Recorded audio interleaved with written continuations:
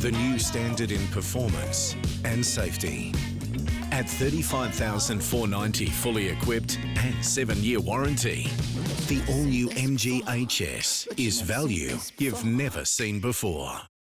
Nathan Sobey, thank you, mate, for joining me on Gibbo Goes One-on-One, driven by MG. How you doing? Obviously, isolation kind of going on, but how you going up there in Brisbane in Queensland? Yeah, not too bad. Thanks for having me. But yeah, no, we're pretty good up here. Obviously, lucky compared to back down where you guys are and whatnot. But we're up and training and whatnot a few times a week, which has been good. So we can still do a bit at the moment, but a little bit of a scare the last week or so with a few people catching it and stuff. So hopefully it doesn't get out of control and we can continue to do what we're doing. I guess one of the blessings out of all this COVID thing is you get to spend a lot of time at home, and being a brand new dad to your little daughter, Holly, that must be cool to be able to be around her a lot with her early, I guess, years and spending all that time with her. Yeah, absolutely. I mean, it's been one of the real big positives out of it. We spent the first 7 weeks of the COVID sort of situation down in Victoria, and she got to spend a lot of time with her aunties and uncles and grandma and grandpa and stuff. So it was really good for that. And then we've obviously been around her basically 24/7 since it's all been going on, and no traveling or anything really. So we're just catching all the moments and not missing out on anything. It's been awesome. I know a lot of the work's probably done by your beautiful wife, CeCe, but how is it being a dad? Obviously you changed your lifestyle and all that kind of stuff, but how's it been being a dad for the first time?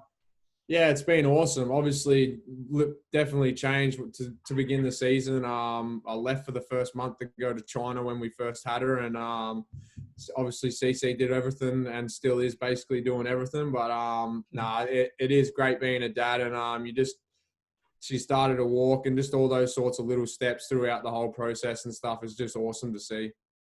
You guys up there in Brisbane seem to have a little dad factory, kind of a little dad group going on. Obviously, Jeremy Kendall has had twins. Kitty's had a little boy. That must be cool, not just for you guys to be around each other and helping each other through it for the first time, but your partners and wives to have that little group to go through it as well.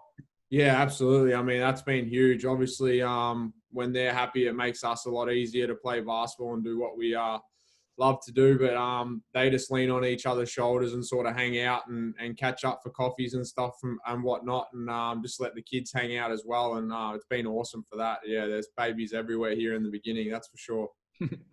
Now, your childhood, you grew up in Warrnambool.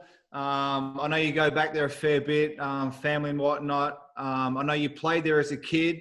I'll get to you playing there as an adult later on, but how is it going back there? I know you've got a lot of great mates still back there, but growing up in a small town and kind of growing up in a smaller kind of community. Yeah, I mean, I loved it. Obviously, it was great for sports and whatnot. I could get involved in all sorts of sports. And, yeah, like you said, all my mates and that are basically, well, majority of them are still down there. And it's great to head back and see all my family and then all my friends as well. And, yeah, every time I go home, they make me feel welcome and stuff. And it is a great place to go home and visit them all. A lot of them jumped on and threw out some funny little comments and stuff. Well, I'm not sure who it was. He asked about your tattoos, your initials on your massive triceps. That's just something that you wanted to do. Like, I know you got a few other tats, but where did they kind of come from? Oh no, I was in college when I was a little bit younger, whatnot, and obviously being a huge LeBron fan back in the day, and yeah, he had it done, and I thought it was cool, and thought I'd make the decision to go and get it done, and yeah, the rest is history. Now, I know something that's pretty close to your heart. Ever since I've kind of known you as a player, you've always worn the green shoelaces, and the muscular dystrophy, I think that's how you pronounce it, is something pretty special to you. I know someone in Warrnambool, I think, passed away, and someone's fighting the cause now. But talk to me a little bit about that and how you just want to raise awareness for that with the shoelaces and raising money. Yeah, I mean, it all started pretty small when I think it was the first year I was in Adelaide with you, and I started wearing the shoelaces. There is a couple of guys from Warrnambool that unfortunately have the muscular dystrophy, and one did pass and one is still fighting it, like you said. And yeah, just trying to, it's pretty small wearing laces and whatnot, but over the time, we've had some games in Warrnambool when I went home and played, and we sort of did a green round for that. And just trying to raise any awareness, because there is no cure for it right now, and they're trying to fight and try and find ways to help that and raise as much awareness as we can. And there's players in the AFL and whatnot, WAFL and all that wearing the laces now, which is great to see. It's starting to get out there a little bit more. That's obviously awesome for a small town community and guys like yourself to give back and help raise awareness for, like you said, something that is kind of a small kind of thing. But yeah, I think it's awesome what you guys do with that. You went to college, you went to Wyoming. How did you go from Australia, Warrnambool to, going to college? How did that all work out, and kind of how did you get there?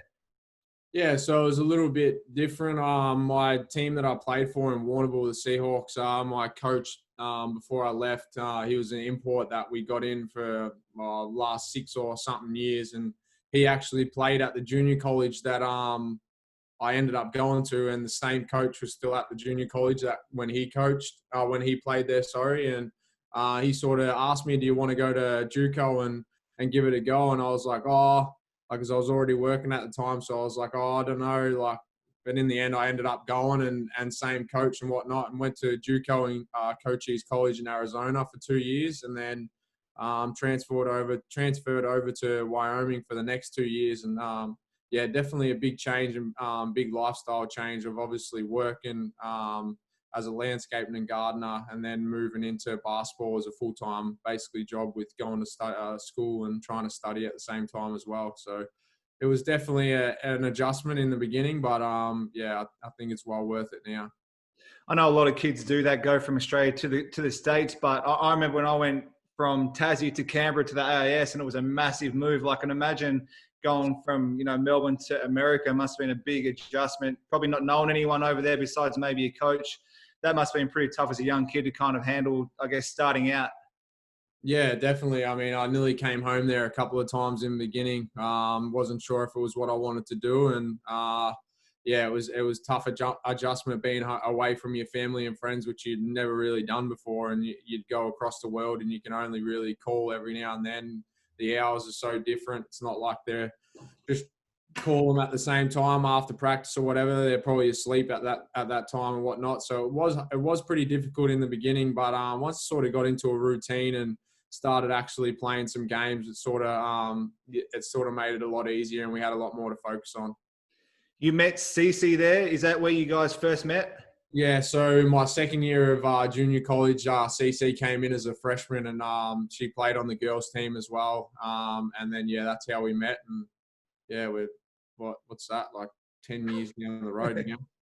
Was it the accent or the basketball talent that you think won her over? Oh, hopefully a bit of both, but I reckon it might have been just the accent.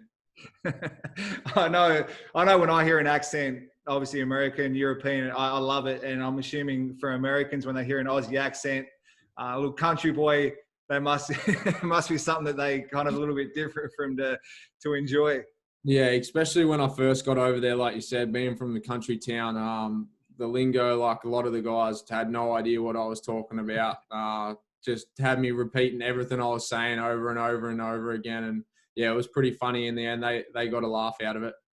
A lot of guys that play in college play with, NBA guys. Larry Nance Jr. was a teammate of yours. I think you still keep in contact. How much do you keep in contact with him? What was he like at college? I mean, he's a freak athlete. I don't know what it is about you guys in college, if it was a weights program, but you can all jump through the roof. But talk to me a little bit about him and that relationship you've got with him, who's now a pretty awesome NBA player.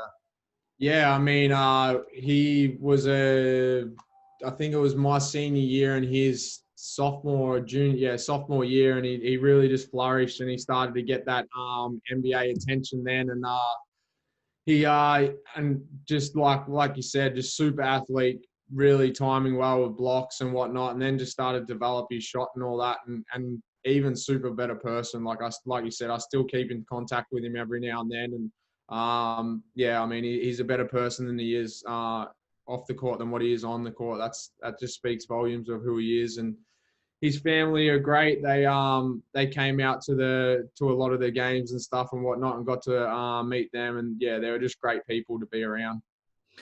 You talked about him obviously being pretty quick, athletic. Is that something you kind of see in Will Magnay? Like, obviously, he's going to have a lot of potentially go over there soon, but, unbelievable timing, blocking shots, and defensively and athlete at the hoop. Is that kind of similarities in their games? Yeah, absolutely. I mean, Will probably is around the same age as what Larry was back then as well, when I was there. So, yeah, I mean, very similar. Super athletes. Yeah, Will's got a life ahead of him with basketball at the highest level. And he's such a down-to-earth guy as well. And, I think you're right. Like, there is them comparisons with the two. And hopefully he can flourish like Larry has.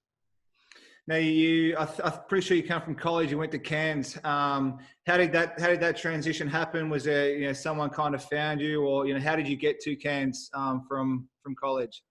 Yeah, so came back from college and actually went back to Ballarat and the Seabull for that little bit of off season before we went into the NBL season. And Coach Aaron Fern, was in contact when I finished college, or even when I was finishing up in college, just asking what my plans were when I was coming back and all that sort of stuff. And then we just had conversations from there, and then ended up offering me to come up as a training player and work with the team as much as I could. And then, got up there and we had some preseason scrimmages, and then was lucky enough to get offered the 11th man contract and be on the team but not get to travel, but obviously be able to suit up when we played at home. Fernie seems to do a great job. I know he's over at college now, but keeping in contact with college kids towards the end of their college careers and bringing them out. Mitch McCarron is one that kind of comes to mind, but just finding, first of all, college kids and keeping in contact, and then bringing them out and being a part of that Cairns system. He seems to be really good at that, or he was. Yeah, I mean, I think he just loves watching basketball and trying to scout out as much as he can. And he definitely has an eye for it and was really good at it. I think he got Cammy Glidden and all them guys out of college and stuff as well. So yeah, he's been really good for that, and he was really good when we got there too. I think he's a really good coach. You remember your first game? I seen your picture. I can't remember who it was against, but do you remember getting on court for the first time and playing your first game and first kind of interactions on court? Yeah, I was definitely nervous. I remember it. It was definitely nervous, and it was kind of hard. Like, it was surreal. Like, I knew it was what I wanted to do and play basketball, try at the highest level in Australia. And I just didn't know when it was going to be because it was down a different path and whatnot. I wasn't sure, but I was lucky enough there that, it wasn't lucky for Corey, but Corey Maynard got injured there during the year, and I was lucky to become the 10th player there for a while, and it gave me an opportunity which was beneficial for me. Now, obviously, you didn't get a lot of opportunities, some in Cairns, but then, Joey Wright in Adelaide, offered you a contract to come to Adelaide, brought you in. He's obviously had, a massive impact on your career early on in your professional career. Talk to me a little bit about Joey and the work he's put in. Obviously, you guys had your little thing and whatever, but the work that he put into your game and helped you, and the confidence that he gives. I know for myself, like, confidence to go out and play hard and earn your minutes and just improve your game as a young, developing athlete. Yeah, that's it. He gives you a platform to be able to actually play, and the style that he played was perfect for me, especially in the beginning of my career and stuff. I can't thank that guy enough for giving me that sort of opportunity and developing me as much as he did. I think he's another coach that he's really good with picking talent that's probably not that are underrated compared to a lot of other people, and really developing them and working on them. And then, like I said, giving them a platform to actually use those skills and play at a game level. And I was lucky enough to be one of those guys and get that sort of opportunity. And he really developed me, and I can't give him enough credit for that sort of stuff. Now, obviously, it takes a lot for yourself. It's not just a coach telling you what to do. You need a lot inside yourself to get better as an athlete. And, I remember, like, obviously you were fast, you're super athletic. I remember probably the first year and then definitely the second year, just the work you did after practice and before practice of, flying down the court and making moves, and now being able to control your body, not just being fast, but being able to make moves. Like, talk me through the mindset of just, day in, day out, putting in the work, or, why did you want to do that? Is it something that just kind of, you're like, man, if I could just work on some moves or control my speed, that I'd obviously get better? Yeah, well, you'd know firsthand when I was playing with you guys, like it was all 100 miles an hour at all times. And that was one thing that I needed to do is just sort of control myself a little bit and be able to change speeds. That was a huge one for me. And obviously working with Joey and at that sort of stuff and really putting myself in those situations in games. And then obviously, like you said, staying behind and trying to work on those sorts of things. I've always been someone that's, if you put in the work, you'll be able to translate it into games and stuff. So just trying to do that as much as I could, and then trying to put it into games as well was, it was just all part of the process. It was obviously a massive jump from, your first season to probably your second or third. Some of us moved on, and then obviously your role changed, your role grew, you became a starter and kind of took over the team. Like, that must have been, to have that role now as, one of the main guys and kind of starting and leading from the front, that must have been obviously a good feeling, knowing you've done the work. Now you get the rewards of being that one of those main guys. Yeah, I mean, I think it came down to, I think it was my second year in Adelaide that another one, unfortunately for Creaky, he went down with an injury and gave me an opportunity there to start for a few games. And I just took it with all arms and tried to just do whatever I could to try and keep that position and whatnot. And it definitely feels good to be able to say that I've put in some work and getting some benefits from it. Do you remember, I think we were playing against Townsville. Squizzy sent me this. We're playing against Townsville. Can't remember the action. Lucas Walker was setting a back pick. He got called for the foul, but Creaky threw a lob and you dunked it all over Young. You remember that play? Yeah, I do. I was pretty furious at Waxy for setting an illegal screen. That may be, if that had have counted, probably would have been one of your biggest dunks you probably would have had. Oh, yeah, it would have been the biggest for sure. I don't dunk too much anymore, so. That's a straight up lie. Now, obviously, you guys, you had some great runs with the Sixers. A finals run against Melbourne, great series down to 5 games. Could have won it, but just, playing in Adelaide, playing in front of their crowd, the atmosphere during finals time was pretty awesome to be a part of. Yeah, I mean, the venue just like they get after in Adelaide are really vocal fans and whatnot, and those stadiums were packed every single game, and it was definitely great to be a part of. Like I'll never forget the Game 5 series, obviously at home and stuff, like with the crowd involved and that. It was something special for sure. I think after your first year, you went back and you played back at Warrnambool, your hometown. And I think this has been massive with your development and you making that next step, because you went home. Obviously, you get to shoot all the balls and shoot all the shots, and you're having like 40-point games and just letting loose back there, obviously working throughout the week. And that next season coming back in, I feel like that going back and playing in those games, bigger role, all that stuff really helped you that next season. Do you think that played a big part in you becoming, a star from just, kind of just a player? Yeah, absolutely. I mean, I got to go home, like you said, and put up 40 shots a game and just get after it and have a lot of fun with some people that I grew up with and some great friends that I grew up with and stuff. And it really did give me like a whole bunch of confidence to just come back and know that if I just play basketball, the rest will take care of itself. And I think that confidence carried on through to that second year with Adelaide, and it really helped me out. You're playing with Ipswich now up in the QSL league or whatever it's called. Probably hoping for the same kind of thing. But how is it, going out to that small little town and playing with Ippy and being a part of that? Obviously, being able to play some games, but playing out there in Ipswich as well. Yeah, like you said, I mean, right now it's just great to be able to run up and down and play some games, and really, like, especially during these times, we don't know what the future is with when we start season and stuff. So it is great to be playing, and obviously I signed with Ipswich in the NBL 1 in the off season, but it didn't go ahead. And I've had the connection with the coaches and some of the people there since, and I thought it was the best idea to go out there and have a run around with them guys and get to know them. And they've been great. It's been they're all been really good blokes and really good people to be around. The organisation has been awesome for me, and it's been great fun.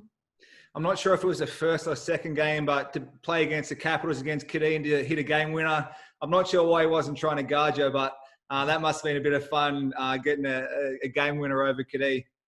Yeah, I mean, we didn't know what to expect. They got up on us about 4 times. They were up by like 16, and then we gradually got it back in the last there for a little bit and made the last shot. And yeah, it was definitely good to be able to hit it on them for sure, especially when some of their coaches and that are still with the Bullets and that as well. So Now, where am I at here? Obviously, athletes change teams, make moves for themselves or whatever, and just timing and whatever. But you obviously made a name for yourself, well loved by Adelaide, kind of a bit of a hero there with the team, and obviously people love coming to see you play. Must have been hard to leave with that kind of following. That's the first question, and then why Brisbane? I know we tried to get you at the Phoenix. We're a little bit disappointed you didn't come to us, but why Brisbane? And was it hard to leave Adelaide? Yeah, it's never easy to change, especially when I'd been there for 5 years or whatever. And obviously, like you said, the whole of Adelaide really welcomed me and really I think that they enjoyed coming to the games and watching me and the team play. And I really enjoyed being a part of the 36ers. And it was just one of those things where I think it was time for me to move on and sort of just see something and hear something different for a little bit. And it was just a matter of Brisbane obviously were offering, and so were Southeast, and a lot of people thought that I was going to go home closer to Warrnambool and whatnot. But I thought just working with Dre and the Boomers stuff and really having an understanding of what he was doing and what the Bullets were trying to do, and some of the guys obviously that were on the team that I'd played a lot of games with the Boomers, was really probably the big one, and just making the decision of wanting to play with those sorts of guys again. And obviously I'd play with Hodgie in Adelaide. That was probably one of the two main things, is obviously the coaches in Brisbane, obviously working with them, and then obviously the boys that were on the current team that year. Obviously, playing in Dre's system at the Bullets would obviously help with the national team, and knowing the ins and outs and knowing the offense like the back of your hand must have really helped you with the national team stuff. Yeah, for sure. I mean, I thought that when I was going into Brisbane and stuff, if I can go and work with these guys for a little bit and before we have the World Cup stuff, it might help me out. If it does, it does. If it doesn't, it doesn't. But in the end of the day, it did. And I think it does really help me with both sorts of Bullets and Boomers. And obviously working with CJ, who knows the offense really well, has been a positive. Have you, I feel like I know offenses and stuff really well and can kind of translate a lot. CJ seems to he has 4 plays ahead of the play before it happens. Have you had a few moments with CJ where you're like, backtrack a little bit, CJ. I don't know where you're at on this one. I need to go back a couple of plays, but he's a master of it, and I mean he's way smarter than what I'll ever be on the court. But it is awesome to work with him. Now, obviously, any young basketballer's dream in Australia is to play for their country. It must have been pretty awesome to find out that you made. Actually, I'll go to the Com Games first. What was it like being a part of the Com Games team to play in Australia on the Gold Coast and win a gold medal for Australia? Yeah, I mean, it was amazing, and obviously with a bunch of good blokes too that all love playing together. And it definitely on home soil as well. We are in front of family and friends that got to come to the game as well. So yeah, that's extra special. That'll always have a place in one of my top achievements for sure. What was it like in the village and the whole setup? Obviously, like you said, with a bunch of your mates and stuff, just being able to play and represent Australia and whatever. But what was it like in the village and around that whole atmosphere? Yeah, it was pretty good. Like, we were actually in Cairns for the first, before we got down for the medal games or whatever. But we were in Cairns, and it wasn't as a village as what it was when we moved down for the medal games. But that was the first time I'd really been to anything like that. So it was a lot different for me, obviously going and eating in a massive, in the massive, whatever you call it, cafeteria sort of thing. And yeah, it was definitely different, but it's awesome. You get to spend a lot of time with those guys, obviously, and really hang out and just have fun. Obviously, you're a part of the Worlds team, which it's pretty special to be part of a major tournament for your country. Obviously, you went through the camp and whatnot, but then talk to me about going into the room when you're waiting with the 3 coaches to tell you whether you made the team or you haven't made the team. How was that kind of experience walking in there for the first time for a major tournament?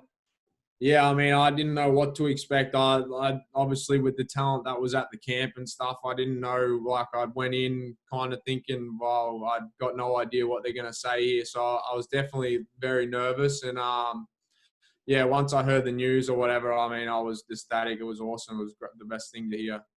Was it your wife you called first, or the parents? I think I called my wife first because I think we just had Harley as well, so it was a lot going on at the time. But yeah, it was definitely great news. And then obviously, the Australia versus USA games in Melbourne were like unbelievable. I've talked to some of the other boys about it, but just being in that venue with I think 50,000 people, and then actually beating USA, that whole kind of week and build up must have been a fair bit, a lot to deal with and a lot going on, but it would have been pretty special to be a part of. Yeah, I mean, I remember walking into the venue when no one was in there when we got the first to a shoot around or a training, whatever it was, and just to see how they'd set it up and stuff, you're like, wow, this is just for a basketball game. This is insane. And then when you come back the next day for the game and it was full with 50-odd thousand people and mainly going for us, and it was unreal. Was it weird? I remember being in the crowd and you can hear every ball bounce and the screech of shoes. Was it weird, like shooting and like the whole no backdrop and all that kind of stuff? Was it a strange feeling, or you didn't really notice once kind of things were kind of, going? Yeah, I mean, I obviously didn't play, so during the game it wasn't much, but in the warm-ups and all that, I was just really trying to soak it all in and take it for what it was. And yeah, I mean, I didn't really take much notice of the backdrop and that, to be honest. Yeah. Tokyo is obviously a goal, somewhere you want, the team you want to be a part of with that group that, obviously could have and should have won a medal, but moving forward, obviously that's another goal that you probably set for yourself. Yeah, absolutely. I mean, I'll keep doing whatever I can to stay fit and stay healthy and keep working on different stuff. And when it's time for that sort of stuff, if I'm picked or if I'm whatever it is, then I'll be ready. Now in your spare time, gaming, sticks online, a little bit of Fortnite, a little bit of COD, I think. You like to play a little bit. I know you don't play as much as everyone else, but, just to get away and sit back and just play a little bit of online stuff. Yeah, definitely get after on Fortnite a little bit. Used to play a lot more than what I do now, but yeah, obviously just getting on and playing with a few of you boys and having a bit of fun with it. Yeah, it's awesome. And golf, I seen a video you put up, I think it was for a charity day or something, but your golf swing actually looks really nice. Is that something you try and do a little bit here and there, or just naturally gifted as a golfer? Nah, I'm definitely not naturally gifted, but I like to get out every now and then and play when I can. But I play a lot more during the season. Sort of takes me away from basketball a bit as a sort of downtime for me and just get out in the course and walk around and whatnot. But yeah, I haven't played much lately. I need to get out there. But like I said, during the season, I start to play a lot more. And obviously being in Queensland, surf weather, I think you surf a little bit, must be a little bit different surfing in Queensland to Victoria. You probably don't need a wetsuit, but, getting out and surfing a little bit as well. Yeah, I mean, I've been chucking the springy wetty on at the moment. It's not too cold. It's not too warm either. But, yeah, like we head down to Noosa every now and then, and we were down in Palm Beach the other week, like just try and get out as much as I can when we're sort of down on the coastlines. And then sometimes just take it down to Goldie as well, because now that Jace has got the jet ski, we sort of take that out and he takes me across to the islands and I go for a surf while he has a bit of a run around on the ski. And, yeah, it's good fun. Now, you're a Carlton Blues fan. It's been some tough years. I talked to Newley about this, some tough years. Eddie Betts, who was in Adelaide when you were there, is a massive basketball fan, but obviously now back at Carlton. It must be cool to see them start to win a few games and see him back in the Carlton colours. Yeah, absolutely. I mean, like you said, it's been a long childhood for me going for Carlton.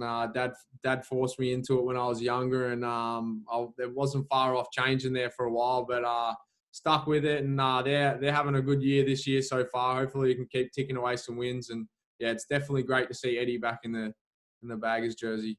You've played a fair few. I think you played in Greece and France. I'm not sure if there's anywhere else. You have like a favourite place that you like to play, and once this all kind of opens up, are you planning to go back overseas at some point and play somewhere? Yeah, I mean, hopefully after everything sort of gets a bit back on track, that once we finish an NBL season, that I'll head back over. That's the plan, but anything can happen, obviously, on a day-to-day basis right now. But yeah, that's definitely the plan. I had a question online from a fan or someone about after basketball plans. Obviously, you have a long career ahead, and it's the $1 million question that we always get asked. I still don't know what I want to do, but is there anything that you said landscaping and stuff, but is there something you like doing away from basketball that could potentially be a career after you finish playing? Yeah, I mean, I wouldn't say I'm fully sold on it, but I'm really interested in nutrition and stuff like that, and just trying to figure out what exact industry in nutrition I would want, the path I would want to take down. But definitely doing a lot of reading and study stuff for that, just to get a basic knowledge that if I do find the exact path that I want to go down with it, that I'm a bit more advanced and ready to go. Do you have a favourite player, or the best player you've played with? Best player that I've played with. Obviously being on the World Cup team, a lot of great players on that. And, obviously Paddy and Joey and Matt, Daly and Bogues and Bainesy and them guys they're awesome players. So I would say that being a part of that team and playing with those guys is probably the best. Yep. And then playing against, do you have anyone you like always have real tough battles with playing against, whether NBL or anyone?